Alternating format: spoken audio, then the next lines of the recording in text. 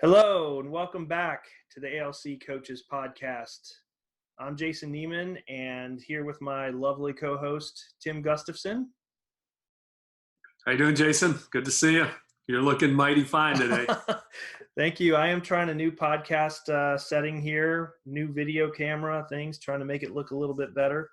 So thank you for saying that. You look great as always. Thank you. Today we are going to talk about some cool stuff, and I'd love to do this podcast with you, Tim, but I'm a little too busy.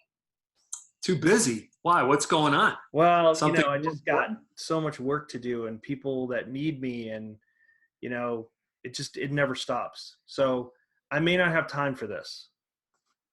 And isn't that how it is? That is how it is. So what we're talking today about is how busy are you, and what does busy mean to you, and what does it mean to your organization, and how does it affect your life? And so, Tim, this was a great topic you thought to bring up. And so why don't you just kick it off with some thoughts on being busy, and then I'll chime in and ask you some questions as we go through. Sounds good. Thanks. I have several clients who are sort of in this place that they are so busy. They have a lot going on. And I can remember back when I was in the corporate world, being busy was really important for me. And, so I started giving that some thought over the last several months. And, that being busy means that we're engaged or occupied. So busy on its own is actually a very good thing because we're accomplishing things. We're doing stuff, whatever that stuff is. But I guess my thought around, are you busy, is really, where does that come from? Are we busy because we have to be going and doing, and we have to be busy because it's important for other people, or that I am important for other people? So many people want me, therefore I'm so busy. I'm validated in what I'm doing, or is it something like back in my consulting days, we billed by the hour. So if I was busy, I was billing. Right. And I wanted to be, I don't know, whatever it was, 87% billing each week, and then therefore I was good because I hit my mark of 87% because I was busy. That therein by itself, it's a good thing, but then it starts to become this is what it's all about. I become sort of focused on being busy, and is it for the right reasons? Right. Yeah. I mean, that's a great thing. And doesn't it always equate back to money? I mean, it always equates to, if I'm busy, I'm making money, or if I'm busy, I'm making the company money, or if I'm busy, then I'm validating the fact that I'm worth the money that I'm being paid. Exactly. Right. And so I think my thought around this is that if that becomes our focus, being busy, then I think we're sort of missing the point.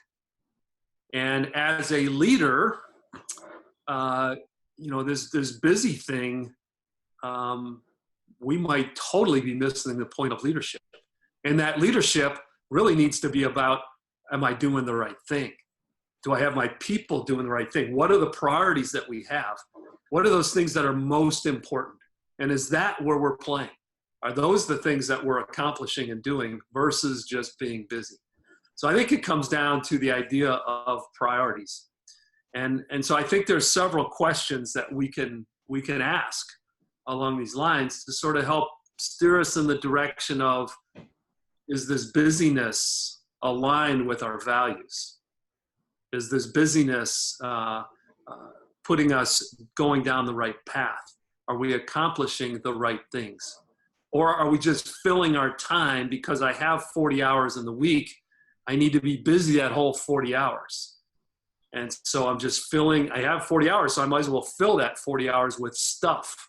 Whether it's important or not, doesn't matter. So a couple of questions. Are your activities aligned with your goals? Are they aligned with your values? What are the most important things that we should be doing? And then another thought is around the quality of what I have going on. So I think a lot of it, we get caught up in doing the multitasking. Got a lot of things going. We're very busy. We can do 2 or 3 things at one time. And as we try to do that, the value or the quality of what we do tends to drop. Because when we're focused on many things, we aren't getting that 100% mark. Maybe we're hitting 80%, which might be good enough, maybe not. So that part around the quality is another important aspect of to consider, I guess, as we go down this path. Right, and staying busy doesn't always equate to quality as it aligns with the goals that you have, right? So, right. Sometimes you have 3 or 4 priorities that you have as an employee or as a leader, and ultimately the things you're spending the most time and you're being busy on aren't the things that align with those priorities. Is that correct? That's right. Yeah. And, I think back to my project management days, and if we sort of go down the project management 101 course, we have the triple constraints: scope, schedule, and budget. And if you think of these in a triangle, these 3 things are tied. If your scope is set and your budget's set and your schedule is set and all those are aligned, great. But as soon as one thing changes, for instance, let's say that somebody says, we have to get this done in 20% less time. Well, if that's the case, then these other things are going to have to change. Either my quality is going to drop, my scope is going to change, so it's less scope, or my budget's going to have to go up to accommodate, I need more resources to get it done quicker. Right. So I think as we apply these kind of concepts in the context of being busy, this idea of quality really starts to come into play. If I'm busy because I got so many things to do in the allotted time, wow, my resources become limited. So either I have to lengthen the time out, or my quality of my product is going to slip. It invariably has to drop. So hence the idea of multitasking, many things at one time. We're not necessarily performing them to the degree that level of quality that we need. So it's really project management when it really comes down to it. And it's a level of figuring out, is that project management something that I can handle? Or is that something that I need help with? Yeah. Can somebody help me with prioritizing my time, right, and figuring out what is the most important thing that I'm doing here? And, which brings up another point. This seems a little bit, there's a lot of complications with this idea of busy because our lives are complicated. There's a lot to it. So another component, we typically talk about managing our time management, but it's really around commitment management. It's around our integrity. We say we're going to get something done. That's the focus. The focus has to be on the commitment that we've made and accomplishing whatever that is, not around the managing our time. Now, yeah, time's a component, but our focus should be on that commitment. And if we said we're going to deliver it in this way at this time, for this amount of money or whatever it is, then that's what we got to focus on. And if things change, then we have to communicate that to say, hey, it's not going to be done on time, or I need more time, or, maybe I'm going to do it in a different way, something of that sort. But this idea around commitment management is an important thing when we're considering our busyness, in my mind. Right. Do you feel like that we get caught in a trap of being busy? Like there's so much value placed on it. And if I call somebody as an example and, they say to me, oh gosh, I'm swallowed up. I'm covered up with all the things I have to do. Sometimes I'm sort of like, well, who isn't, right? But on the other hand, if I call somebody and they say, oh gosh, I'm just kind of sitting here, I've rifled through all my projects and I'm in a really good place. I guess, being brainwashed in the industry these days, or in corporate America, you start to question mark, well, does that person have enough to do? So how do you balance that? Yeah, well, I think one of the things that I guess comes to mind for me is that if you've got some available space, some time, emotional energy, emotional space, actual time availability, what is it that we can do with that? And so I think you get into these habitual kind of processes, and we get focused on that, and then all of a sudden we have time available. What do I do with that? Well, my thought is that there's a bigger picture that we don't spend enough much time on typically. Take a step back, think about our goals, look at where am I going? What's my short term? What's my goal for the day? What's my goal for the week, the month, the year? What does I want to accomplish in 5 years? How often do we sit down and think about, what's really important for me to get accomplished? What am I going for? Am I just here to go through the treadmill or be that hamster on the wheel and just crank stuff out all the time? It's sort of meaningless in some ways. And, we get involved in these processes, and yeah, we're getting things done, but, where's the value? What kind of value does that bring for me or my team? Right. And so as a leader, how does delegation play into that, and losing control of those things that you feel like keep you busy but may not be best for whoever else is involved? Yeah. I've got a client right now who's struggling with letting go of all the things he's been doing in the past and really needing to delegate those things out. But there's a fear that if I let go of all those things that I'm doing, I'm not going to have anything to do. And, that's a hard thing to get over. But this role as a leader is not about doing the work. It's about directing and helping and creating vision and mentoring and developing all these other folks that are working for him. And so, boy, we have to get over that. We have to let go of those things and think in a different way. We have to change. It's a pace, a different pace. It's a different level of thinking. Our perspectives have to be different. It is very different, a very different view. And sometimes I think we love the status quo. We love, being in a place that we're comfortable. We know what we're doing. We can get it done. And that's how I've gotten to where I'm at. I'm so successful at doing this. My boss thinks I should be the next manager. Fantastic. But management and leadership is not task doing. And so there's a big change that needs to go on with that. So there's some fears. There's some opportunities there for people to sort of lengthen their stride. But I think it really starts with taking the time out, there's a common phrase out there, slow down to speed up. Which, take that step back, just think about what's going on. Don't do anything, just think about it and figure it out.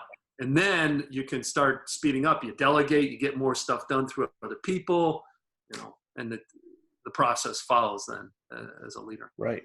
Doesn't it also, you talk a lot about in your coaching creative behaviors or being proactive about and decisive about what you're doing, purposeful, instead of always reacting to things that come up on a regular basis that create the fire drills.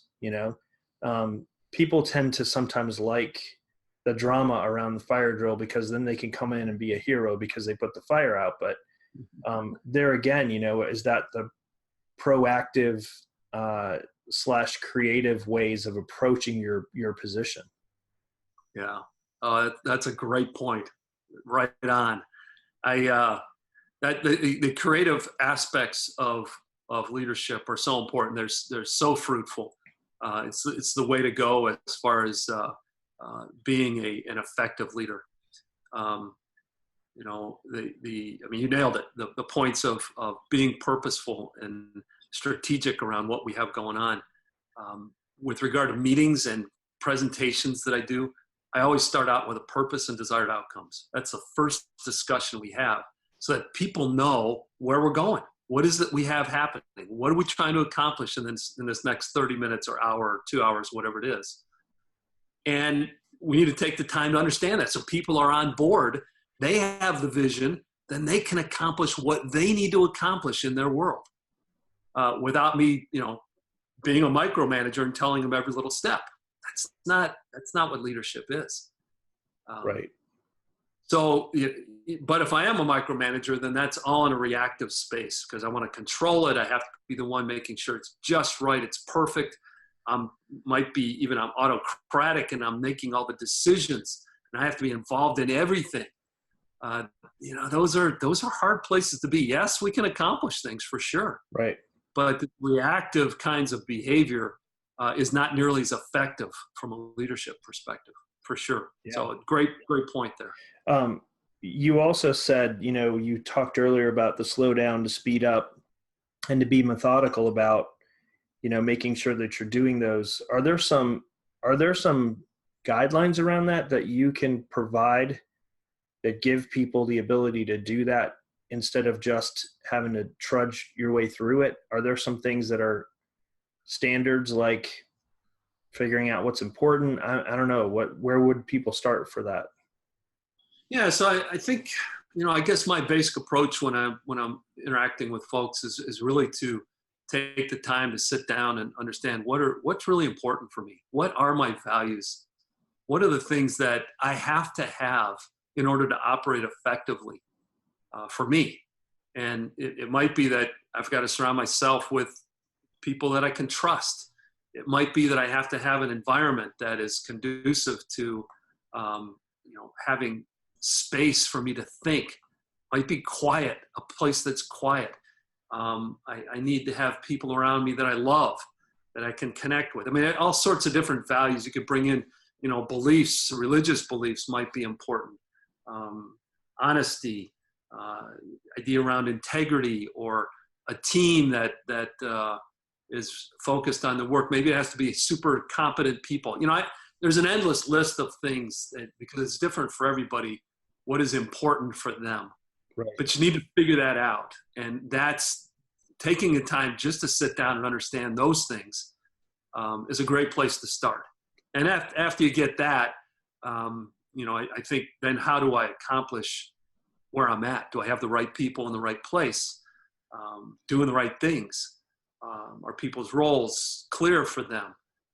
As a leader, these are the things that are valuable and important for me, because as a leader, I look at it as I'm there to provide people the tools in order to get their job done, make sure they understand what their job is, what their role is, so that I can help them to do their work. And if I can help them be set up, well, I hired them because they're good at that kind of thing. Make it clear. Make sure my vision is clear for them. They're clear on what they're supposed to do, and magic happens when those things are aligned.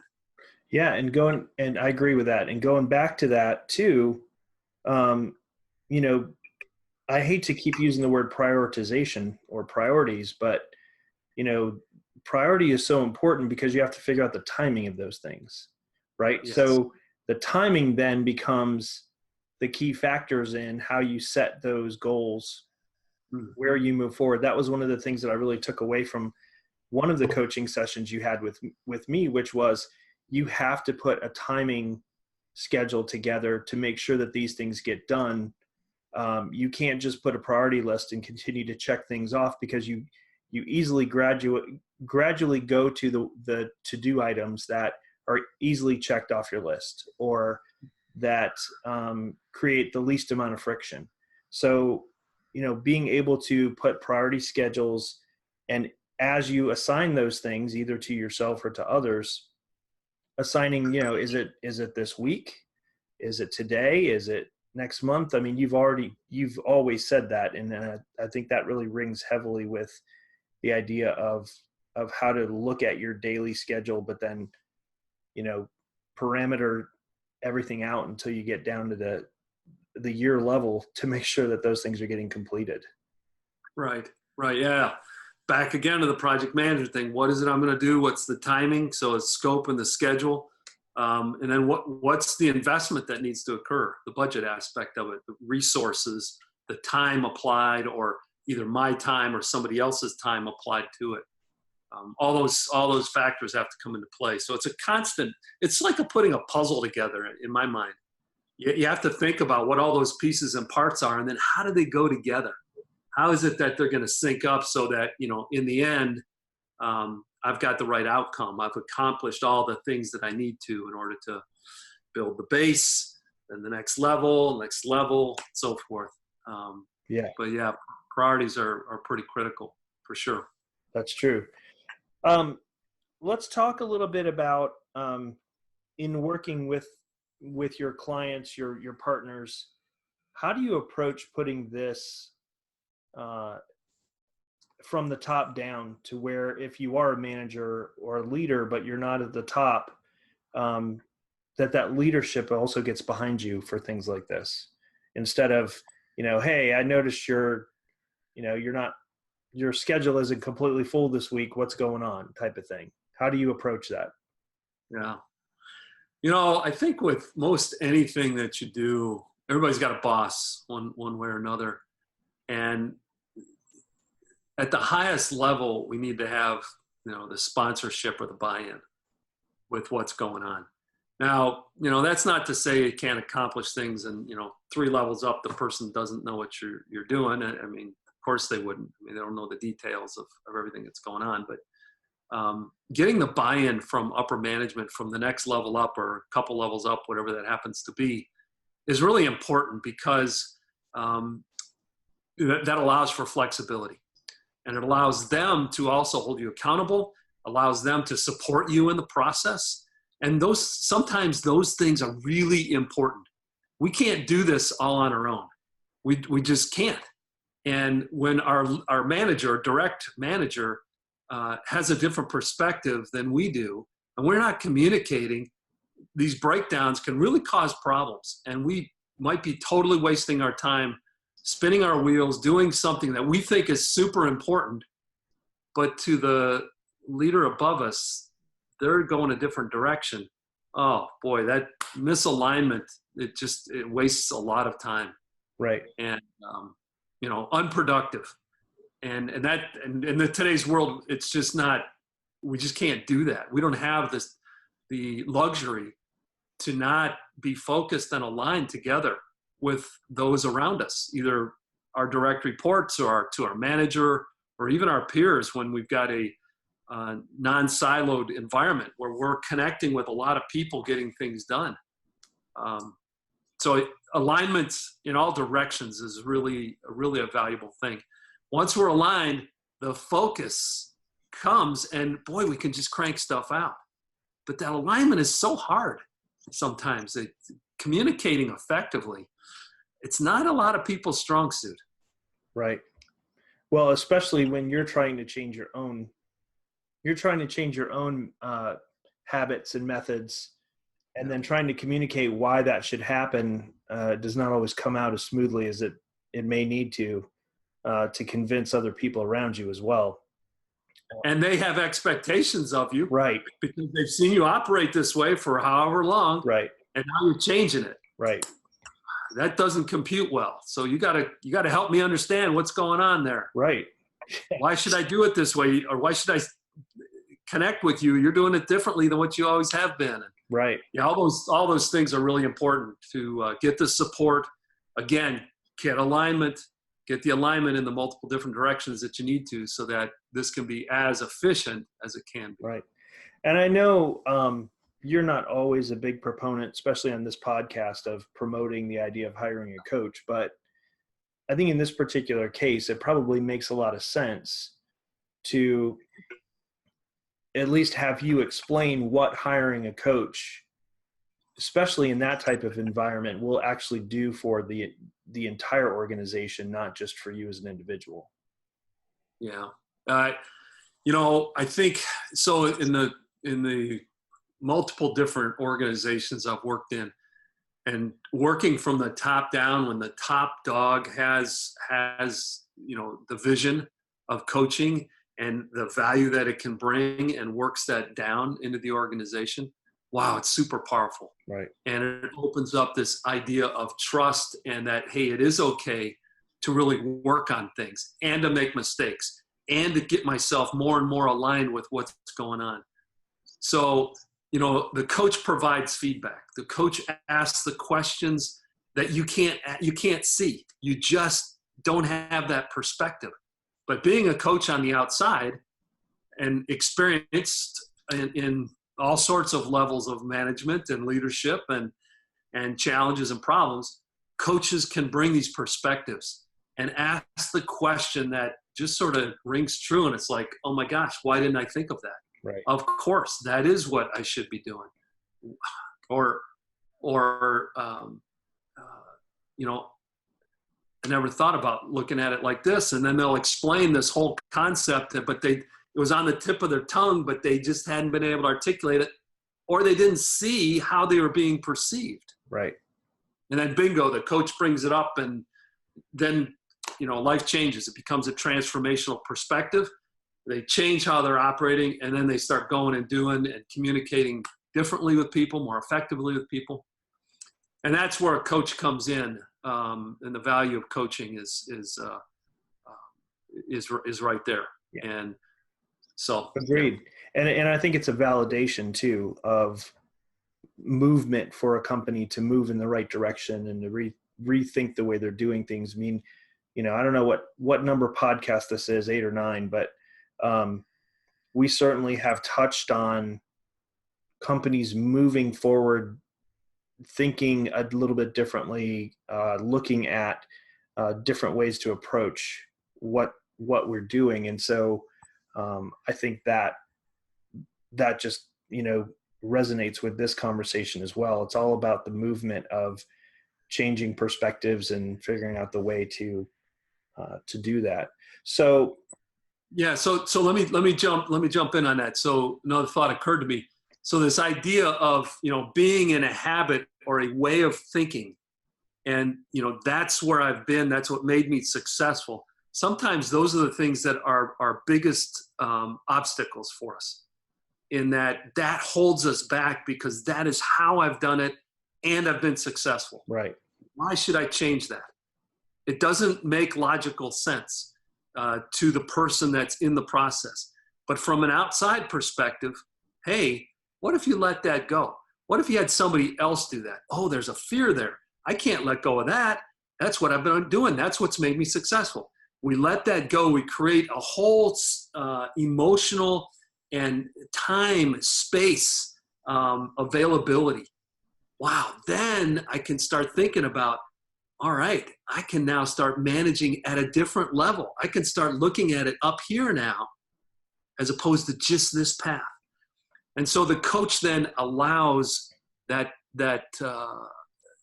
environment, because the client trusts the coach, and the coach can bring forward these concepts of, hey, what would happen if we let that go?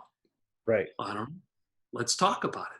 And we can explore it and figure it out. And then all of a sudden it's, oh my gosh, I've been in this space in this way for a long time.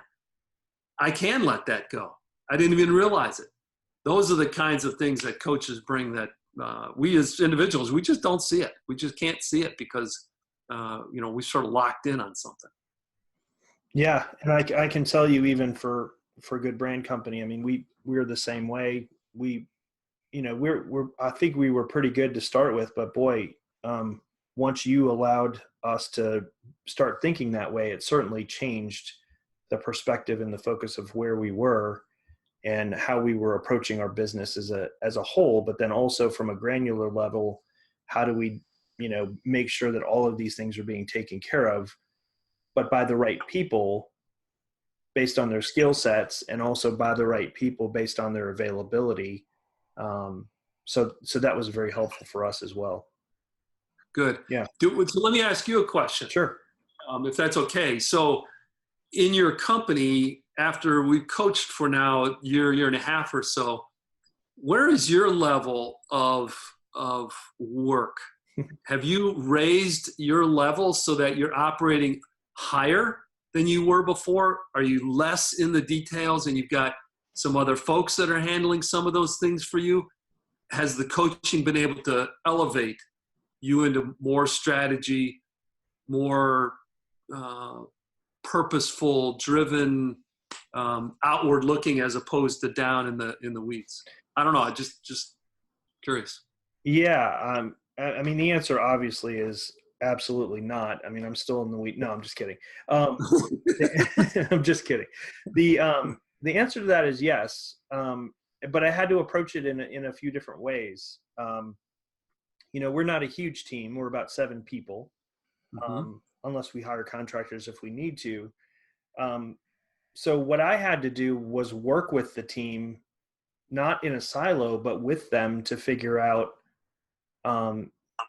where my talents and strengths were best utilized based on what their needs were and what the company's needs were. And I sort of had to take off my, well, I'm going to make the decision hat with Damon and say, let's all sit down and say, here are all of the things that need to be done. Which ones should Jason be doing? Which ones are his strengths? And yeah, some of these aren't his strengths, but he has to do them because they're things that are required by somebody in his position or somebody that is part owner in a business. And sometimes those things don't always align. For example, accounting, there's a lot of work that I do with our bookkeeper and accountant that I'm not trained to do at all, by profession. But as a business owner, you have to learn those things. So those are things that, if we had more resources, could I hand those off to other people? Sure, I probably could. But there are also realities in the way that we work that keep me from handing off some of those things that I'm probably not as suited for. On the other hand, I can tell you that there have been many things that have been taken off my plate, either by people who feel like there's things that they want to do, or things that they're probably better suited to do to free me up to do other things that I have more talents in. And so, yeah, I think beyond everything, what you did as a coach is it opened our eyes to thinking about those things instead of just moving with the daily grind and doing it every single day and not really even taking time to think through, these are all the things I have on my list. And then the last thing I'll tell you that we did that I felt like was very, very important, and you've seen this, so I'm not telling you anything, but for the viewers, I spent a lot of time carving out everybody's position in the company and what they should be doing, and actually creating an actual job profile for people. A lot of the times, and I see this with some of our clients, their profiles are all over the board, and it inhibits them from doing the things that they do really well. And so that was one of the things that we did in a big team meeting multiple times, and we review it yearly, is, here are Jason's strengths and his roles, and we need to keep him focused on those things. And if other people on the team see him start to stray outside of those areas, then there has to be a conversation as to why that is. Is it because there's too much work? Is it because Jason wants to do that, even though he may not be great at it? There's a lot of reasons why, but I think actually verbalizing it and visualizing it and looking at it together really provides a lot of value to everybody in the organization, because then there aren't expectations that that person should be doing X when it's not on their job profile. Yeah. Now, it really created some clarity. Absolutely. It created a ton of clarity. And I think what it also did is it made people proud to be owners of the things that they owned. Yes. Agreed. And I think that that's, incredibly valuable for each member of the team. Hopefully some of the people that are watching this are leaders of teams of 50, 200 people, 500 people. And those things become difficult to do, but I still think no matter how big the organization is, those job profiles, the descriptions, the expectations, the priorities, all of those things doesn't matter how big your company is. It's critical that there's clarity around that, and that the people that have expectations, both from the top and then the expectation of the employee themselves, that everybody has the same exact vision of that. Because if not, that's when problems arise, right? Yeah. I mean, you've told us that many times. Yeah. It's important to the one. Everyone.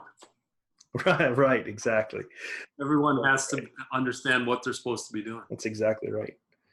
So yeah, so hugely important for us, and just this last year has made a big difference.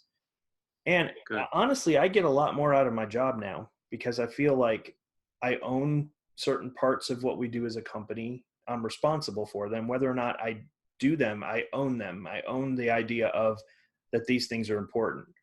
And I think owning something is something that makes you proud and makes you do your best work, because if you're the owner of it, the expectation is that you'd want to do a good job. And if not, you should probably leave your job, because if you don't have any pride in what you're doing, then it's time to look at the next step of whatever your career is. That's my opinion. So yeah. Well, and so back to the idea of busy, being busy. I think this last couple of minutes, we've sort of really nailed the concept around, it's not about being busy. It's around the priorities and getting things clear and understanding what it is we're supposed to do. And I think you guys are a great case study around that whole concept of just getting the right things out on the table, the important things first. And you guys are doing it. That's the beauty of the whole thing, is that you're taking it and running with it and being successful with that plan that you created. Yeah. That's fantastic. Yeah, thanks. I mean, I agree. And, I can only say, and again, it's sort of self-serving for us on this podcast, but I don't know without a coach that we would have gotten to that on our own so swiftly and so cleanly. We may have gotten to it at some point by a revelation that somebody had, but we certainly wouldn't have gotten to it last year, and we certainly wouldn't have implemented it as quickly as we did. That's for sure. Yeah. Yeah. I not to toot the coach's horn more, but I'm going to do that. I was watching a podcast, I guess it was a podcast the other day. And this guy said, if you want to be great at something, hire a coach. And I never thought about it like that. But, athletes, the world's greatest athletes, they each have individual coaches. Why wouldn't we want to hire a coach? If we want to be the best leader that we can be, then we should hire a coach to help us to see those things so that we can be the best person, best leader, best whatever it is that we want to do. Yeah. So I love what I do. I think there's so much value in this idea of coaching, professional coaching. And so, yeah, I like that statement. If you want to be great at something, hire a coach. I agree. Yeah. So I don't know that there's much more to say about this. I mean, that's a great way to end it, honestly. Any other thoughts that you want to close out on for this topic, or? No, I think we're good. I appreciate the interaction, the dialogue, and I love how we go about these, in that we don't, we have a couple of notes and we sort of talk through some ideas for 2 or 3 minutes before we start. Sure. But I love that it's just a conversation and we sort of interact back and forth about these topics, because I think in that interaction out comes some real life experiences and examples. And I think that's the value that people need to hear. Right. I agree. I couldn't agree more. I mean, that's the whole reason we do this, right? I mean, it's a service to people, and hopefully, I mean, all the feedback we've gotten so far has always been very positive, but the more people that can hear this, it's just real world. It's not sugar coated. It's not overly produced. We're doing it over a conference software on purpose, because we want this to be simple and regular for people. So yeah. Talking about that, I noticed this week that you just launched your first eBlast. Yeah. Exciting, right? That exciting. Yes. So tell us Yeah. tell us about what you've come up with. Yeah. So, well, we have a new website thanks to GBC and Good Brand Company. You guys have put together a fantastic website. So sent out an email blast to let people know that and to announce all of our podcasts that we've got going on. And I think this is number 8. So we'll get that on the website soon, I'm sure. Yep. And just the response, this is Thursday. We sent it out on Tuesday. Boy, I've gotten a bunch of emails, people saying, wow, site is super, very professional, looks fantastic. Wow, look at all the people you have going on. You got some great things happening. So it's exciting to hear the feedback so I appreciate what you guys have put together. I think it does look great. And obviously it's self-promotion in a way, but these podcasts are really to help educate and to help people be better leaders and better people. Yeah. And that's sort of the hope. For sure. Yeah, absolutely. Well, I mean, it's validation that, your company is a really strong, well-respected company, and it's just validation of that. There's no question. So if somebody wants to sign up for that e-blast, can they just go on the website or email? What's the best way to? Yeah, either way, go to the website, alccoaches.com, and you can sign up for that. You just check it out. I think we're going to be sending out regular or frequent emails, sort of updating on what's happening. We've got a lot coming up over the next 6 months, and we'll be communicating that to folks. Or you can email me, tim@alccoaches.com. Great. And we can get you connected. Awesome. So, all right. Well, as always, great content. You're always good at delivering the topic. So appreciate your time, Tim, today. I think we're right on schedule of our timing that we're shooting for these days. And so we'll be looking forward to the next podcast. I think we already have a topic picked out. We do. So, it's all about leadership. And so this next topic is about scaling leadership. Okay. How do we scale ourselves? How do we scale this leadership thing that we've got going on? Right. So cloning is what you're talking about. Making multiple. Yeah, something like that. Right. I get it. So great. Well, that's going to be exciting. So we'll probably be looking at that in roughly a month or so to put that out. And in the meantime, we'll get this podcast posted, and we look forward to the next one. Sounds good. Thanks, Jason. All right, buddy. Have a great day. Thanks so much for all your time. All right. Bye-bye. All right.